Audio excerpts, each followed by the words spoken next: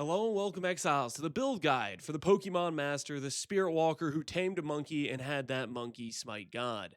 Now, this character, I gotta be honest, has been the strongest League starter I've ever had, and I want to share with you going over all the basics and the tools to get yourself up and running from the very beginning when you can first tame unique bosses up until taking on the end game. Let's go ahead and give you guys a brief rundown of what the character is and how it all functions. So, this character, if you look in game, obviously we have a bunch of tames. The first question you might ask is, how do you get this many tames? And that's the Sylvan's Effigy. This is something you can do in late game. It is not necessary to start this character. If you look at my day 1, day 2, maybe even day 3 videos, I was just using the monkey tame with one boar with a haste aura and my purple bear companion. And that was just the initial start of getting it up and running, and that worked great. The reason why I swapped, and this is very key, has everything to do with defensive value and quality of life. The Sylvan's Effigy, having extra companions, does that very well for one very big reason defensively, is because GGG, in their infinite wisdom, decided to say that loyalty can stack. That means when I have one loyalty, and by the way, loyalty makes 10% of damage go to your companion before you. When you have one loyalty, 2 loyalty, 3 loyalty, where is it? 4 loyalty, 5 loyalty. You get where I'm going with this. 6 loyalty, 7 loyalty.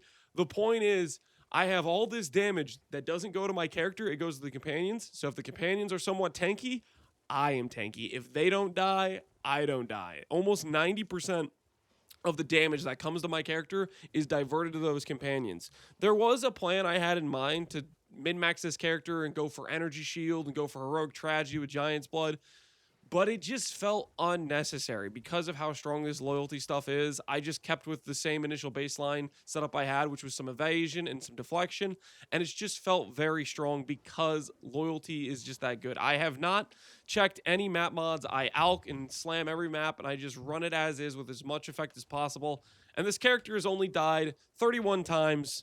20 of those were probably on day 1 when I was just initially had no res and was just bum rushing into everything. And quite frankly, it's felt a bit unethical. So that's the real reason we're doing Sylvan's, is for the defensive value. You lose some damage.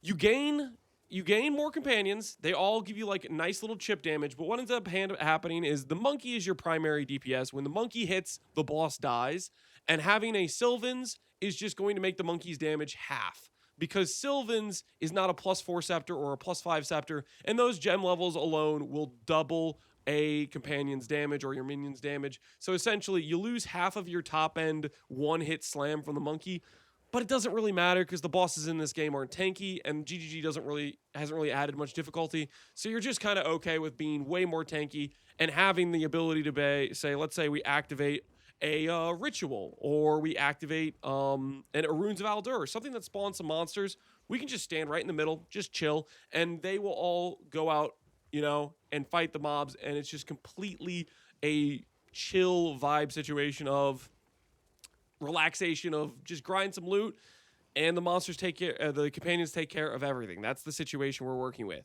So that's all to say, Sylvan's very strong defensively. You lose a bit of your top end slam damage, but does it really matter when everything dies pretty much instantly anyways? Not really.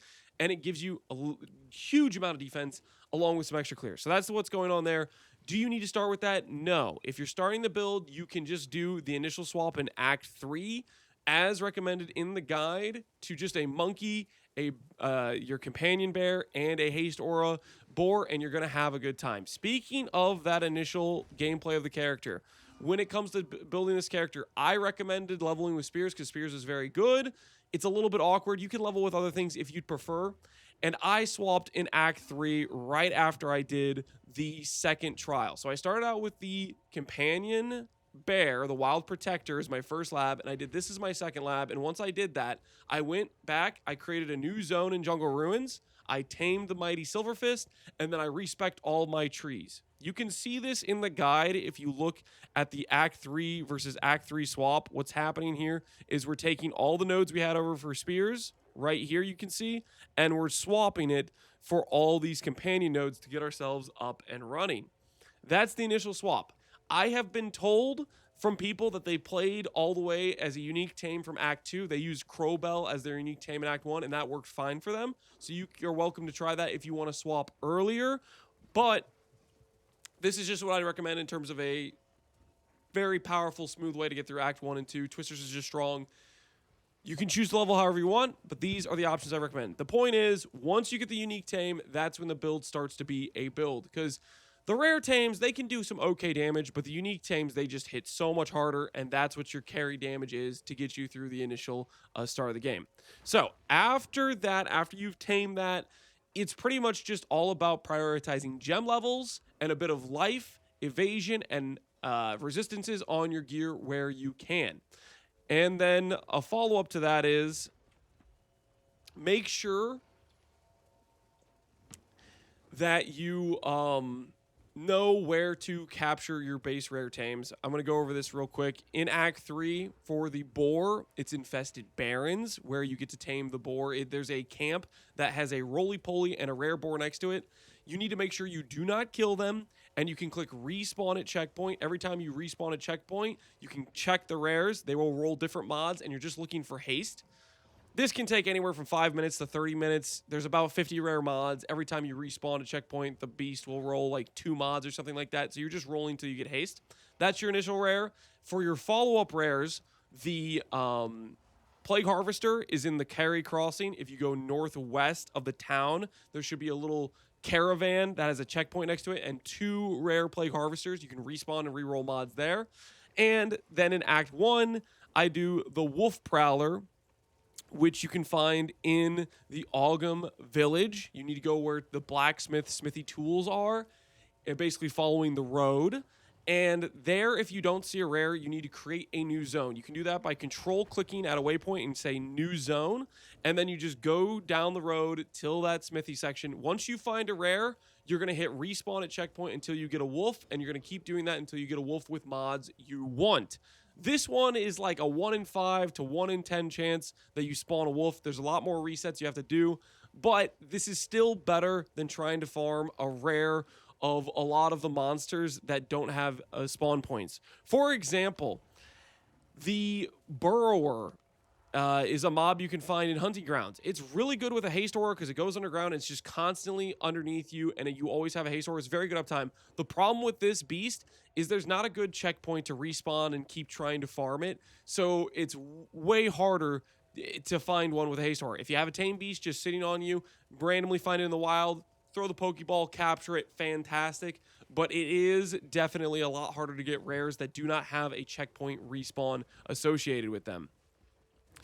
After all of that, as far as the companions go, supports, I use pretty much all the same supports across the board. You'll notice, if you look at this page, I have on the zoo setup, which has all the extra companions, you'll notice if you go down the supports, they're all pretty much the same. They're all rapid attacks. I use melee, or minion splash, muster, feeding frenzy, loyalty. I pretty much use that on all the companions, as well as the Izmiri Wolf, as well as the Wild Protector. The only exception to this is Katha's Brilliance. I have on the Wild Protector, gives us blind applied to nearby enemies, which pairs very well with the fact we're invested into deflection and evasion. If you don't know, blind makes the enemies have lower accuracy, which makes your deflection and your evasion more effective, more likely to proc, and a lot better for you defensively. So that's what's going on here, where we have this evasion and deflection nodes throughout our tree, and we pair it with the Katha's Brilliance for blind. That's just another defensive upgrade you can eventually get. So that's the support gems for all the companions that aren't the monkey. They all have loyalty, and then they have some basic DPS setups. As for the monkey itself, we use muster, feeding frenzy, rapid attacks. Those are the same. However, there is some variance that occurs in the last 2 slots. Number 1 is before you get a Annoint for rage, this Annoint right here, Warlord Berserker, what that basically means is it gives rage to nearby allies. If I've hit an enemy recently, it gives 5 rage per second. If I've gained rage recently, before you get this, all of these companions should have Rage 3 as one of their supports. It's a very good damage support. So, for example, the monkey would use that over rapid attacks, or would use it over minion mastery before this Annoint. Once you have this Annoint, that's when you don't need Rage 3 in all of your supports anymore. But these last two choices have some variance. What I mean by that is I liked Tech Rod's Lineage Jewel, Tech Rod's Revenge, I believe, which basically means if your minion goes all the way down to 0 HP, it'll get 20 seconds of additional duration where it will have Soul Eater, and it gets basically this really fast attack speed. In order to force Tech Rods to occur, you use Infernal Legion. That's the combo. And this feels pretty good when your companions don't have regen. Late game, I recommend doing a Black Flame right here with this node to make the companions more tanky, which makes you more tanky with loyalty, and it's an overall better baseline power. But before this, using Tech Rods and Infernal Legion, your Zakoa will start hitting very fast. It helps out your clear and feels pretty dang good, especially when paired with the Revive node, which makes, after the 20 seconds of Soul Eater, it responds pretty fast, and you're back to cooking with your full force. So yeah, that's the things that'll change, is sometimes you'll use Tech Rods and Infernal Legion before you have this node with regen. Once you have this node with regen, Infernal Legion doesn't do enough damage to the companion to kill it. At that point, you drop Tech Rods and you just go for some more damage-oriented stuff like Minion Mastery and Tang Mazu. One thing I want to note here is on the Zoo build, I like the Annoint for Rage. But if you aren't doing the Zoo build and you have less companions, less reservation space required, then I would recommend Gigantic Following. The reason you don't use this on the Zoo build is way too much reduced reservation efficiency. But when you're only on like 2 companions, like a boar plus the monkey, you have more reservation space. So this is more able to be fit in if you're going for the highest single target slam done by the monkey. So yeah, that's what's going on there. Black Flame, is this a mandatory piece? No, it's just a nice upgrade you get eventually when you want to continue to increase the power level of your units. Okay, so that goes over kind of the baselines of the support gems. I want to talk a little bit more about weapon sets. You may be seeing in this character, there's a lot of green and red weapon set passives. The TLDR is you do not have to do this. If you do not want to bother with weapon sets, it is very easy. You can just make all your passives the normal red passives and don't worry about the green passives and just have one weapon set. However, it will literally over double your damage. All we're doing is we're snapshotting parry, which is a debuff which applies 50% more attack damage taken to enemies. And there's a bunch of nodes on the tree that say parry debuff magnitude. And you can have an offhand that says parry debuff magnitude. And there's a socketable rune which says parry debuff magnitude. Translation, the enemy takes like 150% more damage when you proc a parry. How hard is this to proc? Very, very easy. All you need is a gem called Refutation. The boss spawns in, you press it, you go back to your weapon set 1 with your Mace Strike or your Sniper's Mark. The boss default attacks you. That procs a parry debuff, which lasts, I don't know, 8 seconds, something like that. It lasts a while. And all of your companions are dealing 2.5x to 2x damage because of it. That's the reason for weapon sets. That's all it is. You're just snapshotting some power. And you're allocating the weapon set 1 is your red passives, that's your main setup, and your weapon set 2 is just utilizing parry from the offhand. You do not have to do this. It's overkill damage, but it is an option if you want more single target. If GGG nerfs the monkey, this is one of the ways where you can maybe feel like you don't actually get nerfed too hard, because right now, the bosses and enemies are dying a lot of times before you even parry. Let's say they cut the monkey's damage in half. Well, add parry. Let's say the boss hits you. All of a sudden, you're dealing the same damage again. That sort of thing. You get where I'm going. Anyways, I'd highly recommend weapon sets. You do not have to do them, but that is what they are there for. They're just snapshotting some extra power. Another thing I want to note is Refutation. This thing, you may have seen a patch that it got hotfixed and it got nerfed, where its cooldown doesn't start till the skill is ended, so you can't get 100% uptime.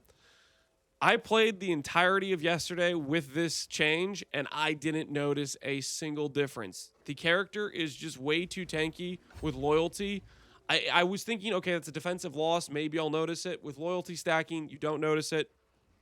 We'll see next league. I think loyalty stacking might be getting nerfed, but it's mostly just an easy, convenient way to not have to hold proc in order for the enemy to hit you. Before you get Refutation, when we league started, I had a parry keybind where I would hold it down when the boss spawns, wait for the boss to hit me, and then I'd see the red little glowing dot that meant it parried, and then I'd go back to weapon set 1, etc. But Refutation just makes this way more easier, where you click it once, go back to weapon set 1, the boss hits you, and you have this like 6-second window where Refutation is up and the parry will get procced. Okay, so that's talking about weapon sets and whether or not you want to use them. That's up to you. I strongly recommend it. Now let's talk about the character and the early Ascendancy nodes.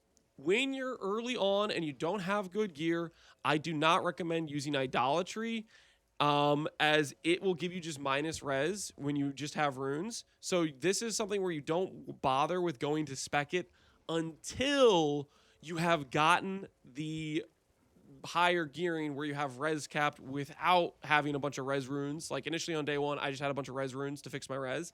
So later on, you'll go for this when you can afford idols. Just wait for the 4th lab for that. And then as for the Merc lab, I actually went all the way to like T15 red maps with just my normal and cruel lab, because initially I didn't have a weapon that had any base damage. And quite frankly, right now my current weapon doesn't have that much base damage either. The thing is, this Catha's Blessing will become much, much stronger in the very late game of the character. Now, this is something I haven't set up in game, but I've given you the details of how to do it. So, if you check the guide, you'll notice a section called Ultra Late Game. This is just stuff that would be bigger investment, but would make the character deal way higher damage that I have not done myself. I kind of am getting new build fever, and I want to start the next build. I don't want to invest more into the character because I just want to, play another build. But if you really like the character and you want to get to the point where the monkey is one-shotting, like doing 20 million hits plus, this is what you're going to want to do. Number 1 is you're going to want to make a really good Ironwood Great Hammer. This can be over 1,000 average physical damage, which is insane base damage. I believe it will be higher damage than a +4 Chober's Chamber, but you'll need to do some testing. I've been told by local identity that right now in game, the damage from Catha's Blessing is not being added correctly. It's a bug that they're going to patch, I guess. Essentially, right now, the way local identity explained it to me is that the damage is being applied as a 1-to-1 ratio, not accounting for effectiveness of skills from various companions. For example, the Monkey's Slam at level 30, I think local identity was saying, is a 460% effectiveness slam. Something like that. That's just some baseline numbers, which would make Catha's Blessings like 4.5 times more powerful, or 3.5 times more powerful than it is currently, with being it added as if the skill was 100% effectiveness. Hopefully I'm making some sense. The point is, right now Catha's might be bugged, but it's going to become much stronger. And with it being much stronger, this option becomes really, really strong. Now, how do you solve a weapon that has 163 strength requirement? If you triple the requirement, that goes to 480. How are you going to solve that attribute requirement? Number 1 is reduced attribute requirement suffix. All you care about is a good physical roll on the prefixes, and then one relatively easy suffix to roll is attribute requirement. You need this to be like, it's like 35%, which makes the base attribute requirement of the Great Hammer like 100 instead of 163, which means you only need about 300 strength. In game, my character has 157 dex, 130 int, and about 100 strength. What you're going to do to then bridge that gap to get to 300 strength is the bigger investment piece, which is a Legacy of Greymake. All you need for this is use a Legacy of Aldur rune on a Greymake helmet. What this gives is 50 all attributes. By this point, you want to be looking at a very well-crafted, maybe 2-socket helmet, because that way you could have the Reservation Efficiency idle and the Legacy of Greymake rune, and this will give your character an additional 50 strength, 50 dex, and 50 int. But really, it's giving you 150 strength. The reason being is everywhere you have int or dexterity on your tree or gear, you can then respec that into strength investment. So you're getting 150 strength. This is getting you closer to like 240, 250 strength, and then you're going to need to add about 1.5 to 2 suffixes of strength rolls, and that will give you the attributes to use a big Ironwood Great Hammer. This will be huge as they patch Catha's Blessing, and it should take your base damage of the companions to a new level. Number 2 is for damage scaling, super high investment options, Adorn and Voices. They're just really OP. Jewels are OP, and this is essentially where you go from a tree like this, where you have, a more concentrated area grabbing a lot of nodes, to the trees you see in every endgame build, where they're going around the entire tree, grabbing every jewel socket, because jewel sockets are just OP damage, and that's what's going to change. So when you want to go for really min-maxing the character, adorned voices, those are the things you're going to look at. This is just stuff that's going to be much higher investment. I didn't do personally, but for those people that want to min-max the build, this is what you would look at doing for that, and that's why I included that in the guide. So yeah, that should go over a lot of the basics of the character and how everything works. All in all, I had a lot of fun playing this build. It was very chill, kind of just get to run around while they take care of everything. Very relaxing. It doesn't have as much of an involved play style, so that's maybe the one downside, but that's, you know, it's a downside slash upside. You get to be really chill while playing. You get to beat encounters without even doing anything. The downside is it doesn't really feel like you did something. You know what I mean? There's pros and cons to it. So yeah, that's the character. As for the gearing, a little bit here I want to take note of. Forgotten Warden, which I forgot to go over. This chest piece, all you need to do is socket in a specific primal skill. You can do like the magma orb from the wyvern. You can do wolf skills. I did Furious Slam. You can try a lot of different skills. It will create that version as a primal beast. Like you can see, this more reddish purple bear is from this item. If I gave it a wyvern skill, it'd be a wyvern, and it'll use those abilities to attack. It's pretty cool. The reason I'm using it besides that is it also gives a bunch of companion life, which means the companions are more tanky with loyalty, and it gives damage you deflect goes to companion's life before you. So it just pairs really well with loyalty, plus this notable. It's part of the tank basically combination, and it's just another companion on the field just to complete that zoo type feel. All in all, this chest piece you cannot use until Sylvan's because it counts as one of your companion limits, so just keep that in mind. You cannot use this with the rare scepter setup. Another thing I want to note here is Mageblood. I had 3 divines after I used all my initial currency to buy this. I had 3 divines. I got really lucky, hit Stibnite Jade, which paired well with our evasion deflection, and a Quicksilver for movement speed. Ultimately, the one thing I would do to make this better for this build is either the flask that spawns Consecrated Ground, which will give regen, I think, to all my companions, or a repeat flask, which would give 50% effect to Quicksilver, Jade, Stibnite, that sort of thing. But at the time when I divined it, I hit this in 3 divines. I said, yo, that's good for my build. I'm just going to use it. And I just didn't change it since then. This is a quality of life upgrade. Ultimately, you can just get a stronger damage character by having like a +2 minion belt, which can roll from breach, or just a rare belt with life and resistances can work just fine. This was something that was a huge investment goal for me for the league because Mageblood is such an iconic item from PoE 1. I really wanted to farm out and get one for PoE 2. So yeah, that should cover pretty much everything on the character. Further min-maxing, I guess while I'm thinking about it, you can Sanctify for +4. I tried multiple amulets to Sanctify, never got it. Or you could Corrupt, for example, another +1. There's a Corruption implicit that can occur on helmets to make this a +3 helmet. Gem levels are the king of damage scaling, so wherever you can fit it in extra, that's kind of where some of that stuff, or some of that investment can go. And yeah, that pretty much covers all that. I think the one last thing I'm missing is how do you get mods on Zakoa the Head Crusher. You'll notice my Zakoa the Head Crusher has extra crits, evasive, elemental resistance. How did I get these mods? It's all about using a specific tablet mod, which I will show you what that looks like real quick here. It adds a rare modifier to unique monsters. It occurs on rare tablets. You can also use one Cruel Hegemony. That is this thing right here. Unique monsters have 1 additional mods. You can use this with 3 tablets to get a 3 mod Zakoas. And Zakoa spawns in Rupture and Riverside. I go over the mods I'd recommend right here in the Tame Beast section. If you look right here, extra crits. Number 1 priority takes you straight to crit cap because Zakoa has 25 base crit, 25 with 300% increase, gets you 100% base crit. And then other mods like Enrage gives speed damage and damage reduction. Extra gain extra as is really good. You get the idea. Be the judge of the mods you have. I'd recommend having 2 different companion Tame Beast gems, so that way every time you get a better companion, you can swap it out.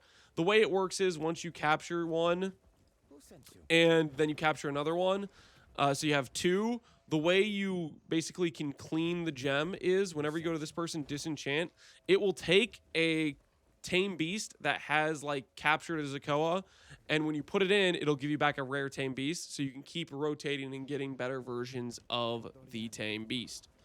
So yeah, that's I think that covers pretty much everything. Hopefully you guys enjoy the Companion Tame Beast build. Hopefully this guide was succinct, and I will try to maintain updates on this build. I would expect next league or next like restart, they will heavily nerf the monkey.